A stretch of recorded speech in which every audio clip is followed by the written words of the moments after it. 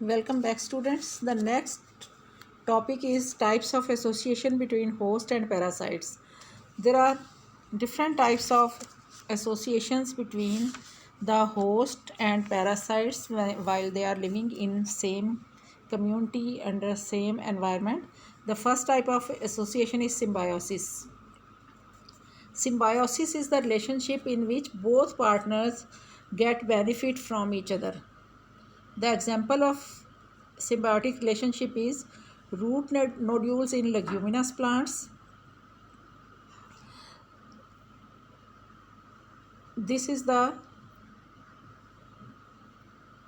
diagram of root nodules के जो leguminous plants होते हैं उनमें के सीड्स में प्रोटीन स्टोर होते हैं। तो आप लोगों को पता है कि प्लांट्स जो है फोटोसिंथेसिस में कार्बोहाइड्रेट्स बनाते हैं कार्बन डाइऑक्साइड और वाटर लेके, और उन्हें नाइट्रोजन के कंपाउंड्स बनाने के लिए नाइट्रोजन चाहिए। हमारे एटमॉस्फेयर में नाइट्रोजन सबसे ज़्यादा है, लेकिन प्लांट्स डायरेक्टली एटमॉस्फेयर से नाइट्रोजन नहीं ले सकते, तो वो सॉइल से नाइट्रोजन के कंपाउंड्स लेते हैं। कुछ बैक्टीरिया ऐसे होते हैं जो नाइट्रोजन फिक्स करते हैं। तो अब ऐसे प्लांट्स जो कि ज़्यादा जिनके सीड में प्रोटीन स्टोर होते हैं उन्हें ज़्यादा नाइट्रोजन चाहिए, तो उनमें क्या होता है कि उनके रूट्स के अंदर गाल से बन जाते हैं, उसके अंदर बैक्टीरिया रहते हैं। वो बैक्टीरिया एटमॉस्फेरिक नाइट्रोजन को उसके कंपाउंड्स में नाइट्रेट्स में कन्वर्ट करते हैं और नाइट्राइट्स में और अमोनिया में, और फिर ये वाले जो कंपाउंड्स हैं प्लांट्स लेके उससे अपने प्रोटीन्स बनाते हैं, उससे अपने नाइट्रोजन स्पेसीज बनाते हैं। जो भी नाइट्रोजन का कंपाउंड बनाना है वो प्लांट्स यहाँ से लेंगे, इन बैक्टीरिया उनके लिए फ़िक्स करेंगे नाइट्रोजन के कंपाउंड्स की फॉर्म में, और फिर वो नाइट्रोजन के कंपाउंड्स प्लांट्स लेंगे, उससे अमीनो एसिड्स बनाएंगे, फिर प्रोटीन्स बनाएंगे या नाइट्रोजन स्पेसीज बनाएंगे और उससे न्यूक्लिक एसिड्स बनाएंगे। तो इन टर्न बैक्टीरिया को क्या फ़ायदा होता है कि ये देखें, ये नोड्यूल्स के अंदर रहते हैं तो इन्हें प्रोटेक्शन भी मिल रही है, और प्लांट जो फोटोसिंथेसिस करता है तो उससे फोटोसिंथेसिस के बाद जो फूड मटेरियल बनता है वो बैक्टीरिया को प्रोवाइड करते हैं प्लांट्स। तो इस तरह की association in which both partners they get benefit from each other is called symbiotic association.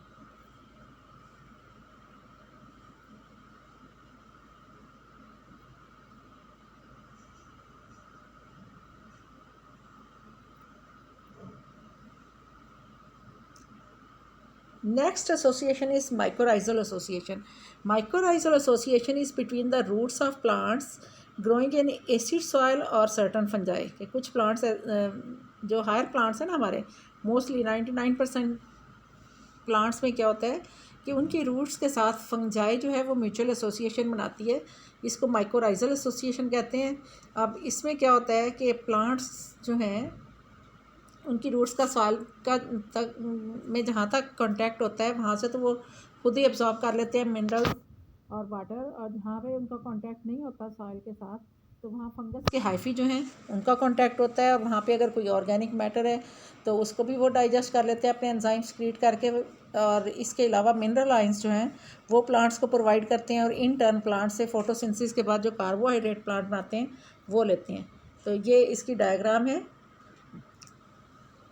के बीच या पाइन या हीथर प्लांट जो होस्ट है, कार्बोहाइड्रेट एंजाइम जो है वो फंगस या माइकोराइजल एसोसिएशन में जो फंजाई जो है वो उसको डाइजेस्ट करती है, और फिर मिनरल आयंस जो हैं डाइजेशन के बाद जो ऑर्गेनिक मैटर या लीफ लिटर जो पत्ते वगैरह गिरे होते हैं उसको डाइजेस्ट करने के बाद जो मिनरल आयंस हैं वो सॉइल से प्लांट एब्जॉर्ब कर लेता है। प्लांट को फंगस का ये फ़ायदा हुआ कि फंगस ने डाइजेस्ट किया मटेरियल्स को, और वो मिनरल आयंस जो हैं प्लांट ने लिए सॉइल से, और इन टर्न जो है प्लांट जो है वो क्या देता है, कार्बोहाइड्रेट्स देता है प्लांट उसको, फंगस को।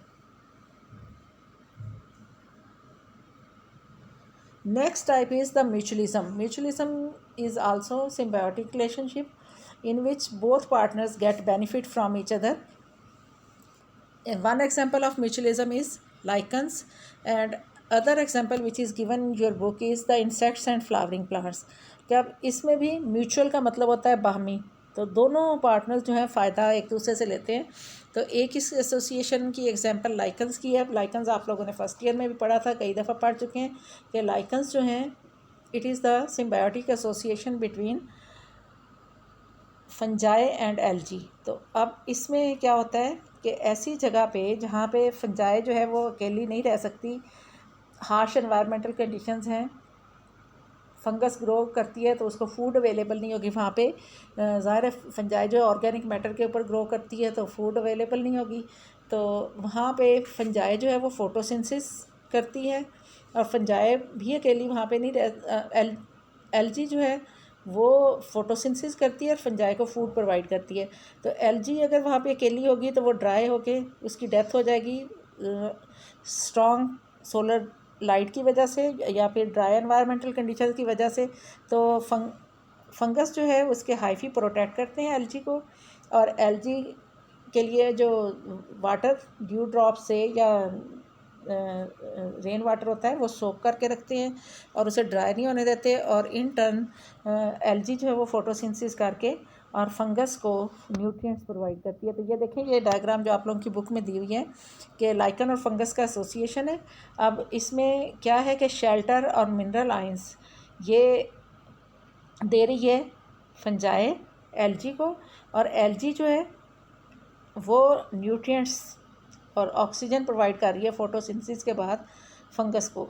ठीक है, तो दोनों म्यूचुअली इकट्ठे बिहेव करते हैं जैसे वो एक ही ऑर्गेनिज्म हो और एक दूसरे को फ़ायदा भी देते हैं।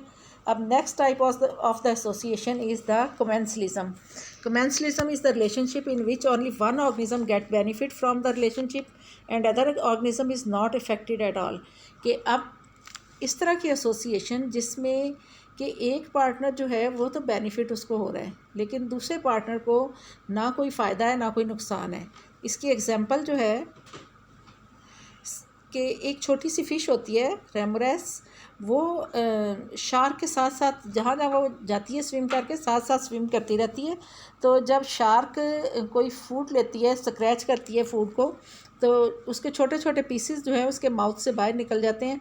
अब शार्क जो है वो तो अपनी फूड खा लेती है, लेकिन रेमोरेस को क्या होता है फ़ायदा कि वो जो उसके माउथ से छोटे छोटे फूड के पीसेस निकलते हैं वो उन स्क्रैप्स को खाती है और उसको फ़ायदा हो गया, शार्क को ना उसका कोई फ़ायदा है ना नुकसान है। So this type of relationship is called commensalism. Next ये डायग्राम है, शार्क है और इसके साथ छोटी रेमोरेस फिश है, ये इकट्ठी स्विम करती रहती हैं। जहाँ कहीं पे शार्क जो है वो अपने प्रे को कैप्चर करके उसको टीयर करती है तो उसके जो पीसीस वाटर में चले जाते हैं वो ये रेमोरेस खा लेती है। ये भी डायग्राम है शार्क की और रेमोरेस, ये स्मॉल फिश है इसके साथ।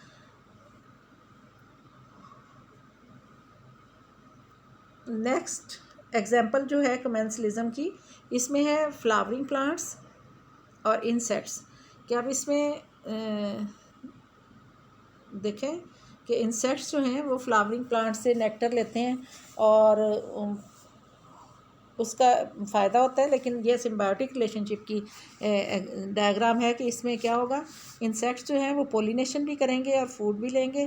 तो प्लांट्स को क्या फ़ायदा है, पोलिनेशन करते हैं, और इंसेक्ट्स जो हैं वो फूड लेते हैं। So that's all for today's lecture. If you have any question you can ask.